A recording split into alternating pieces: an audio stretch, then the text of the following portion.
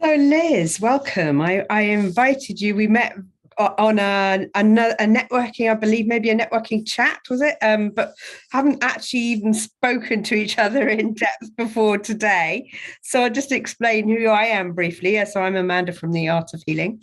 I am a Reiki master. I do massage, reflexology, and I specifically help people with their emotions. So I help people to sit with whatever is being felt at that time without there being a need for a story or an explanation, just to be present in that moment. And because from my experience, excuse me, when my father died of cancer, I didn't express my emotions enough or more deeply, and I was okay. I'm fine, and so I became quite unwell through the stress of all of that. And I've always wanted to be able to prevent that for other people, to not have to go through that experience, to be able to sit with those uncomfortable, really painful feelings so that you don't have to linger in that space for as long as possible. You can try and move forward into joy, into sadness, into happiness, in and out, and to allow for all of that to come. So with that in mind, I'm talking to as many people as possible, just seeing who they are, where they're at. So please tell us, Liz, who you are, what you're about, what's your goal. I read very wonderful, ambitious goal, which I thought was fantastic. So please tell us and share all that with us. Oh, amazing. Okay, well, I'll start with my goal then. So I'm Liz Clifton, and I'm on a big mission to support at least 1 million individuals, and that's of any species, to hence like the elephants in the background.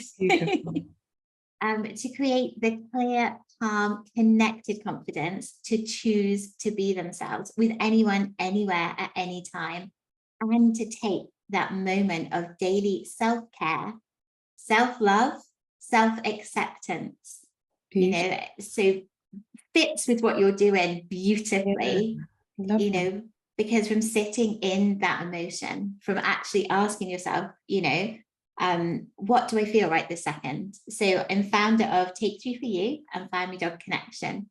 And the Take Three for You premise is all around just taking like 3 seconds for you each day. Lovely. Just begin with 3 seconds. So fits with what you're saying about emotions, just saying to yourself, how do I feel now? In this second, how do I feel? And start there, because lots of us, and I've gone through lots of different things, always hid my emotions down, was there to serve other people, living through my kids, and putting all of my own feelings on the back burner.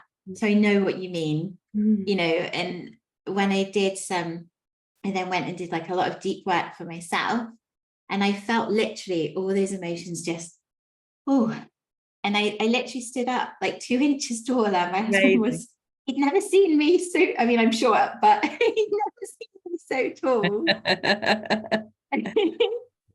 And, so the same as you, just there to support people, but also support people with their animals as well, because they stack those emotions too, exactly the same as we do.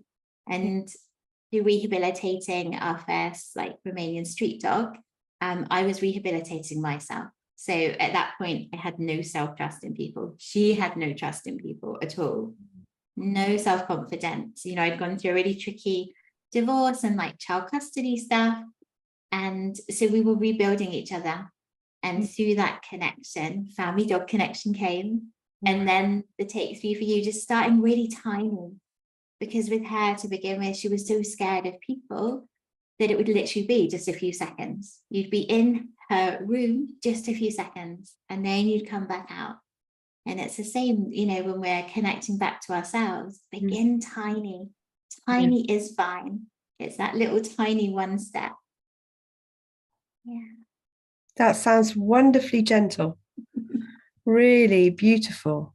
And so what's you have a big ambition to reach 1 million. And so in what ways are you going to be doing that? Well, it's already started. And actually, Okay. when a million sounds massive, right? It A does. million sounds huge.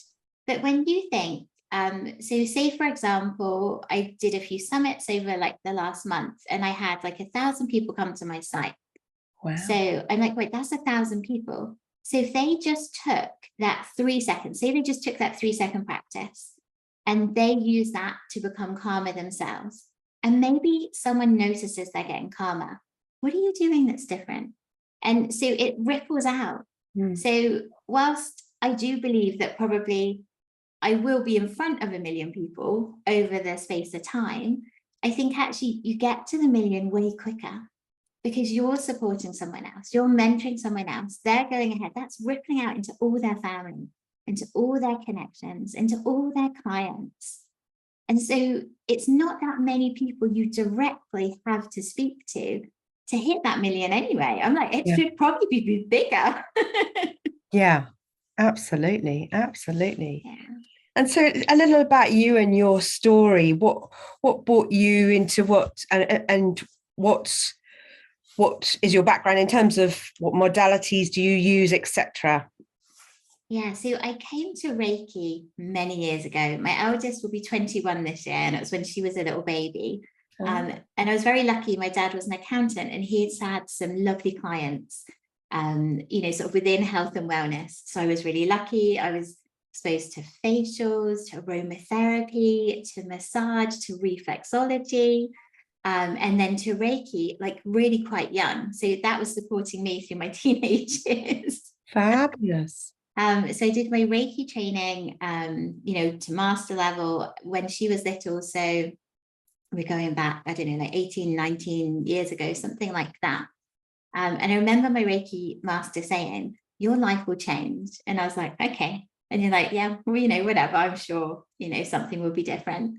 But it took a very long time for it to change as deeply as she could see it changing. Okay.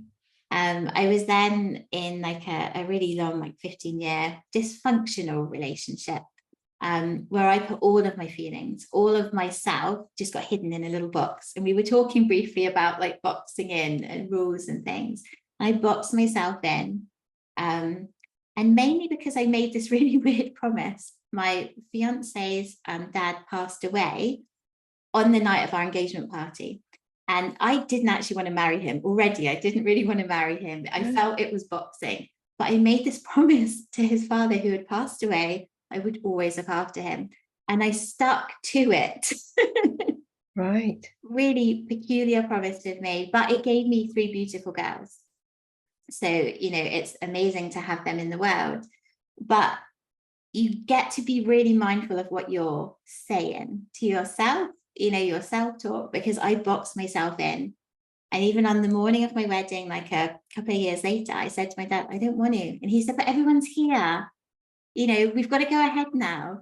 And so we did, and my daughter was born. It was really sort of unpleasant. It was very bad. And I phoned my parents up and they said, yeah, but he's just stressed. And I'm like, okay. And so I kept wanting to move out of it, but it wasn't till much, much later when my third daughter was really young and someone at work, I was working like in a supermarket at nights around the kids as well. And I was still breastfeeding her and she was coming up to be 2. And they said, well, why are you still breastfeeding her? And I went, oh, I have a choice. And that night I went back and I fed her, water. She was still, she could have water, she could have milk.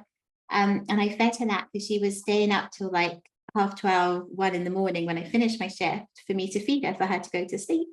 And I just fed her from a little sippy cup and she fell right asleep. She didn't need the milk anymore, but I felt she did. I felt I had to give, and it wasn't necessary. I was giving of myself things that people didn't need. They didn't even necessarily want. But you can get stuck in that, oh, this is what's expected of me. This is what I should be doing. And from there, I began to notice that I had choices. And then I stepped away from the relationship, stepped into all of the change that happened. Because I was living in England, we moved over to Wales. I moved with my eldest daughter. And then we adopted the Romanian rescue dog. And that's where that kind of then kicks in. So I then trained also in NLP, in hypnosis and timeline therapy, and just went back into it. So I'd been doing the Reiki with myself, but I was always silencing what I heard. Yeah. And so for me, it's a huge thing about self-trust, about really beginning to connect with yourself. But even just those 3 seconds, just how do I feel right now? That's a perfect place to begin. Because when you can be honest with yourself and how you feel, then you can start to be honest with everyone else. And you can allow the love and the healing to come into you from others. You can reach and start to ask for the help when you need it, not when you're so exhausted and broken down that you can't keep going. So by catching it before, it makes life so much smoother and more joyful. Absolutely, absolutely. That has definitely been my experience of actually coming into joy through all of the emotions that come through, and really being able to sit with them is wonderfully powerful, but also it does bring you to joy eventually. So I just feel absolute wonderful heart energy from you, really real warmth coming across, which is really lovely. I just wanted to share that with you. My question to you then is how do you feel in this moment? Ooh, loved. So I feel loved. Yeah, I feel love in the space. I feel loved from everything around me, all the energy, and that it's just flowing through. So love. Beautiful. And I can really feel that it is really coming across, which is lovely. Do you practice Reiki on yourself regularly? Yeah, all the time. So yeah, every day. And it's what I say, if I'm training somebody with the Reiki, and then obviously moving on to like the animal Reiki as well, it just becomes you, because we all have that energy flowing into us anyway. Like Reiki is life energy. We're alive. We all have that life energy, and it's just opening yourself up to notice it. Again, it's that awareness. And once you allow that love to flow into you, you say, yes, do you know what? I am worthy of that love, as is every other living being. We all are. And it's there for everybody. It's all around you. It's what gives us that life. It's that extra bit. It's the bit that's powering up that electrical circuit inside you. It's all energy. And so it's just allowing yourself to be in that flow. And then do you know what? All those other things, they get to be easy because that's flowing through. And when you allow that to flow through, you can begin to feel the emotions, because you're supported. You know that however deep that pain is, that there's also that love too. And my she's not little, she's 11 now. But she was only 3, and I chose to give the choice to her older sister where she wanted to be. And I knew that meant if she chose to stay with her dad in England, that my youngest she'd get to be there too, because that's just how the court worked at that point. And I gave that for her to make it as smooth as possible for her. So I understand really deep pain. I'm very, very maternal, like always wanted kids. Was told at 16 I had a big ovarian cyst. I was told I couldn't have them. And, always wanted them. Loved each of them, so much. But for her, it was best, this is how it's worked, and it's been a long time now. Well, she's 11, so it's been ages since that happened. But allowing myself, as you said, to feel the pain when it's there, but also to celebrate. She's doing great. She's got amazing friends that she's had the whole time, and she's been there to support them. Like a little classmate of hers passed away a few years ago. And because she's so emotionally resilient, because we've done so much work with her to help her process her emotions, she was able to be there and support her class through that. whilst releasing her emotions too. So not clinging on to them. And I think like that's amazing. And that's, for me, I always think there's a purpose. There's a reason we're all where we are in each moment. And she got to be there and I got to be here. And we've saved, different street dogs because we were here. And she supported those around her because she was there. And then we get to support her, and she's so loving, and it's that love, it all flows around like this big circle. So even in those deep pains, there's that joy as well. You just sometimes have to go a bit deeper. Yeah. To find out. So your children live with your ex, is that what you're saying? 2 of them do, yeah. Right. Yeah. Oh. Which was very, and I gave them the choice to do it. It was very complicated. And there was definitely some bits of neglect where I had to then step in and support through the school, like she wasn't being fed her breakfast and things like that. But it was how it worked. It was a very complicated situation where he had very expensive lawyers and I was just me. I didn't have, finances, representation. But I know that it was for the best of everyone, that's how it went. And, I remember at the times going, well, how do I change it? What do I do to make this go different? Yeah. But if there wasn't anything, that's how the law is laid out. If a solicitor or barrister is there and they're in the ear of the judge and this is what they're saying and it's written in black and white, it becomes a reality in that family court. It's not an evidence-based, or it wasn't an evidence-based space, but by surrendering into the flow of what was happening, of what is happening, of how it's going to be, then it was a case of supporting, the girls as much as I could when they weren't here. So listening to her, and when I see her, she starts talking because they don't talk in the other house. They don't talk. So all of that verbal processing with family is with us when we see her. But it's a funny system. It's a funny society that we live in. But being able to have that emotional support, and it was like myself and my eldest, and we were going through, I was doing so much research, right? How do you support in these situations? What do you do? Because it's very often like the dad that would become like a weekend parent type thing. Yeah. But my dad summed it up really good. He said it's like it's a TV or something, and he wants to have it. He's never going to watch that TV, but he wants it. And everything went into that, into the possession of the girls, really. And I was able to support my eldest not to be in that space.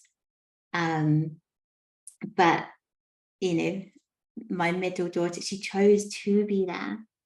And that's a choice. And I wanted her to be empowered to make that choice. Yeah. She was like 11 at the time. Right. And that for me felt the right thing. That it felt, And so that's where we are. But and how has she been since then? Has she regretted that decision at all, or? Not as far as I'm aware. Again, at that age, it was her friends. Her friends were there, and it was easier. She already lived there. Yeah. And I think that for her, like emotionally, she wanted us all to just move back in together. Yeah. And I'd stepped away from it, stepped out of the abuse, stepped out of all of those, the control, all of those. So you were the one to blame, really, because you changed the status quo. Exactly. Yeah. But in the same way, just love, that's all that's all I can give, is the love, is to allow it to be there. And when she needs us, she can come to us, and when she doesn't, she doesn't have to. And it was that choice. Yeah. But I think, as a mum, and always wanting to be a mum, and I'm like eldest sister, I've got 2 younger brothers, 2 younger sisters, like I always was that one, and then in that relationship I just kind of hit and I was just all for that, lived literally everything for the girls, just fighting all the little fires as we went along. But yeah, so as far as I'm aware, she is very happy within herself. Yeah, and that's all you can wish, I think, isn't it? Yeah, absolutely. So yeah, there's been a lot of pain that you've had to go through in order to do that, though, and yeah, to come out the other side full of love. Well done, you. Amazing. Oh, thank you. I think I was doing like a session last night with a couple of ladies, and they said, "Oh, and you're amazing." And I said, "You know what? I take it on, and I really appreciate, I take that on." Lovely. But it's that energy that flows through. So it's like I'm the channel of the love. So yeah, is it, when you think of it like that, it's kind of, I don't know, it's interesting to think of it in that way, that if you allow that, like that infinite, like universal loving energy flowing through you, then it's the energy, and for me, I always felt that love. And that, there were really strange moments in my life, like, do you not want to see your children? Like, of course I do, but I want them to be happy. I want this to be as smooth and easy for them as possible. And if there's a fight here and there's this massive resistance, to stand up against that resistance, that's not the way to do it in the space, because they're then in the middle. That's not right. No. Where there's that resistance, you have to let that resistance flow. And as you let it flow, that resistance diminishes and it gets softer in itself. And that's what happened. He's so much more gentle with them because that's what he allowed to happen. Whereas if I'd have gone, hey, no, I want this and I want that, and then that still would be going now. Yeah. I've seen it time and time again. And it's very easy to get stuck in that pattern of hatred, really, and nastiness and mean-spiritedness, and it just eats people away, doesn't it? And yeah, we do have a choice. We always forget that we have a choice. And ultimately it's always about us, isn't it? It's not about the other. And if we can sit with that and identify that and really be present with ourselves, it's going back again, isn't it, to the same thing. It's just presence within. It creates a better world, doesn't it? And trust me, I had those moments where I was like, why can this not all just disappear? Of course you did. Of course, yeah. And it's in those. And there was a moment, and like I dropped a cup into the sink and the sink shattered. It was like a Belfast sink. Like, how does that even shatter? But it must have been old. Or cracked underneath. I think it's probably that. I think that already had been damage underneath. I think we can't see. So again, it's going inside and seeing it. But I remember looking at this hole in the sink and just feeling like that was me. And I knew things had to be different. I got to choose to patch up that hole. I got to have a new shiny sink. It got to be different. And from there, that's where I began. But it was tiny in the beginning. And and I was trying to rush and go, come on, I want to be done. I want to be healed. I want everything to have changed. But like, it takes time, because you have to be ready. And I think for each layer of healing, for each layer of release, for each emotion that you're going to allow yourself to feel and process, like, they're layers, and we begin. There's always going to be another layer. Yeah. I know. We always think, oh, when am I going to reach that end stage? When's that goal going to happen? And then you realize as this penny drops, okay, this is actually the flow of life. Yes, exactly. It's like there's always another lesson, there's always another layer, there's always a little bit more that we can go, you know, a little bit deeper we can go into ourselves. And I always think of like the Dalai Lama, you know, and all the time there's that quest for that calmness. They don't reach it, you know, and this is what all their time is on. And I think, you know, we get to do the best we can do within our space with the resources we have. We just get to do our best. Yeah. So be gentle with yourself, whatever kind of stage of that path you're on, whatever layer you're on right now, you know, just be gentle and begin to love yourself. I think that was the biggest thing on that kind of path to calmness and to self-trust, is allowing yourself to be loved and then forgive yourself, begin to love you, like exactly as you are in each and every moment. Because we're all always doing our best, you know, depending on how tired we are, depending on, you know, what message we've just looked at, you know, what's come through the letterbox, what those around us are doing in that moment. But be gentle, because you're always doing your best, because we naturally do, you know, that's what we're doing. Beautiful. Wow. Thank you so much. I wondered if there's anything that you have coming up in the pipeline that you'd like to share about. Yes. Well, I am going to be doing, because I do like these deep release things, like quite often. So I'm going to be doing a free one of those. So absolutely, you can find me in loads of different places. Okay. And I've got some freebies like meditations, introduction to animal Reiki. They're kind of all on my site. So there's lots to get started with. Okay. If anything I've said has resonated with you. Yeah. I request then that you please give me all the links to wherever it is that you need, that you know you have, that people can access you, and I will put it on the recording of this. Is there anything else that you would like to share today? Oh my goodness. Well, the first thing that comes to mind is a really quick and simple little like 3-second thing. So it's just breathe in for 1, breathe out for 2. Relax, release, and enjoy being you.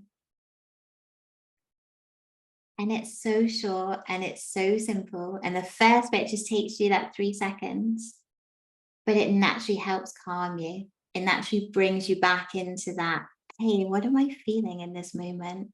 Because the breath is bringing you back into you.